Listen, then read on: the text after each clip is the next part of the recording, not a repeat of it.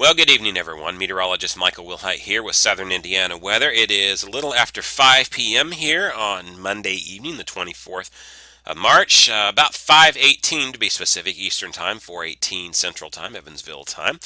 Bringing you the latest video update for tonight, sponsored by Metal Magic in Washington. You can give Chad a call at 698-8555 for all of your paintless dent repair needs. Just a real quick update tonight.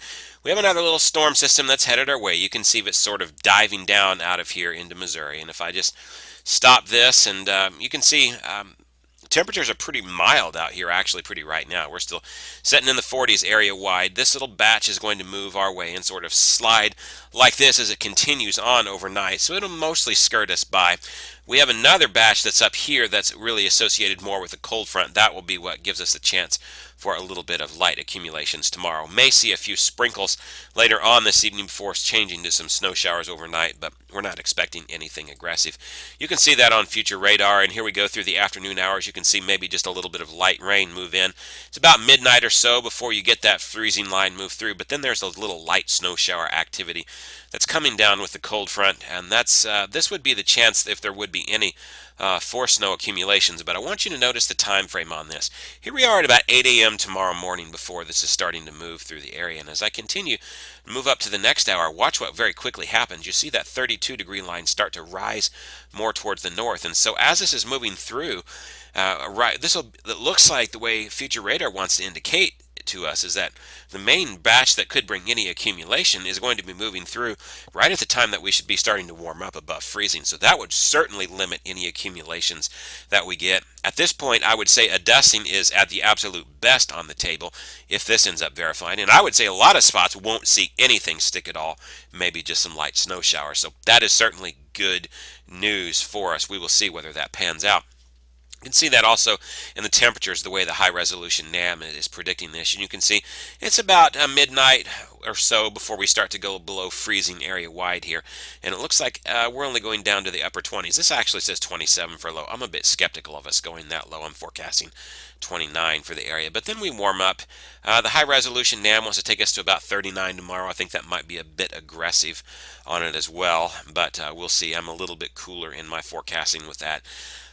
But then you go to another very cold night beyond that as well. So all in all, it's going to be shaping up to be just a pretty lousy, cold day for tomorrow with a little bit of light snow. But the good news is it doesn't look to stick much. Let's take a look at your 7-day forecast here. Go to southernindianaweather.com, click on 7-day forecast here, sponsored by Ubelor and Sons in Jasper and Vincennes. Again, tonight, a chance of minor accumulations, really probably just on the grassy areas or other elevated surfaces. Not much to speak of here. 29 for your low tonight. Probably will start out with a little bit of drizzle and light shower activity as it moves into the area before transitioning to snow showers overnight. And again, by the time 8 or 9 tomorrow comes, we've got that little band of snow that could move through, but we're going to be warming up, so it doesn't look like it's going to be a whole lot to worry about. We'll keep our fingers crossed at this point. Then as that passes through, we'll have sort of what we have during the afternoon hours where during the sort of the afternoon hours in a summer day where it gets so hot and humid that you have just random showers start popping up. You may see that tomorrow. Not that it's going to be hot, but with enough moisture and humidity around in the atmosphere with the sun trying to pop out a little bit, you may be seeing even not only some snow showers early, but after we warm up above freezing, you may see a chance of light snow showers changing over to light rain in the afternoon. Again, but the bigger story here will be northwest winds 10 to 20 miles per hour, and it's just cold, a high of 36, down to 19 degrees on Tuesday night, just ridiculously cold. Now, as this system moves off, it's actually going to become pretty much a major nor'easter for the eastern coast, sort of move up the seaboard to give them a real mess on their hands. So if you have any plans for the east coast, keep that in mind. This looks like it can be pretty big after it moves out of our area.